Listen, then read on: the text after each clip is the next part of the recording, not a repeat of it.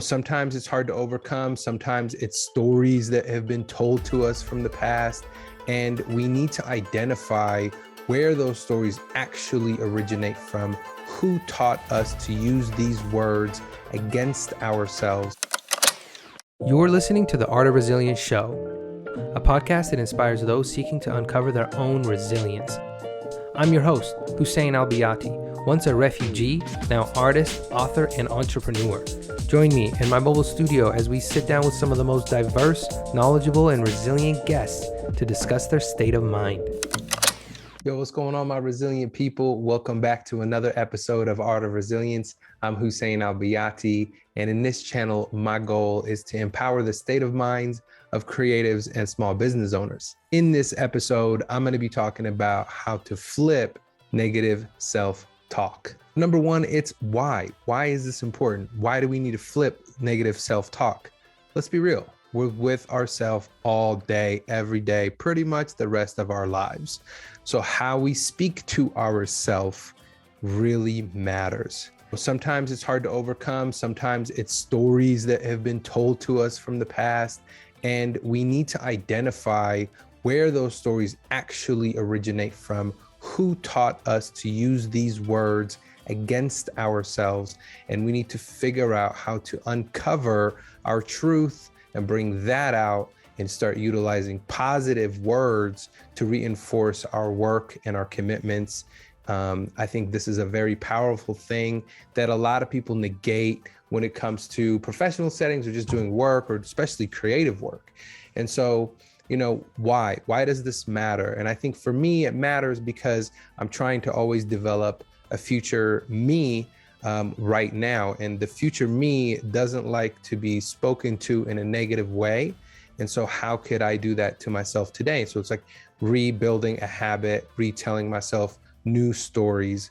And so with that, number two is, who is the person, the being that taught us to speak negatively to ourselves? I really try to identify that. So sometimes I'll say, oh man, that was dumb, or that I made a mistake, or I'm an idiot. That's such an idiot move. And we've always done that. We've said that to other people. And we definitely don't like being told that, let alone how then do we say that to ourselves, even in our heads, or sometimes verbally when we're all alone, we say negative things to ourselves. And so I think the power of turning that into a positive can heavily impact our moods, our actions, and it could carry through our work, it could carry through our relationships.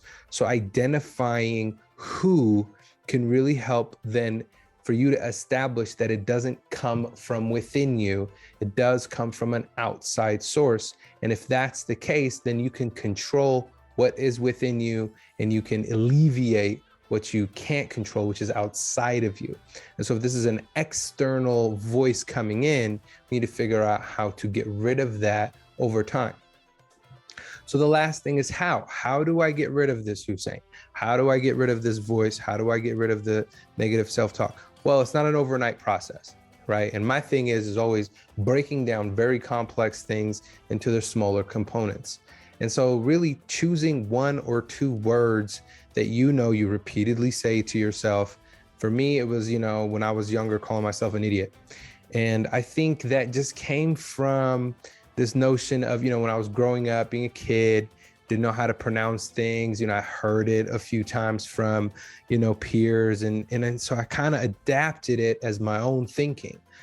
That's not my thinking. My thinking is greatness. And so I try to figure out ways to not use that word with myself and or other people, because what you say, words are so powerful that what you say over and over can have the manifestation in your life. And so thinking about what you say and how to say it and being very careful with your words is something we don't always get to do. And sometimes we just need a reminder, hence why I'm making this video about it. I sometimes need a reminder.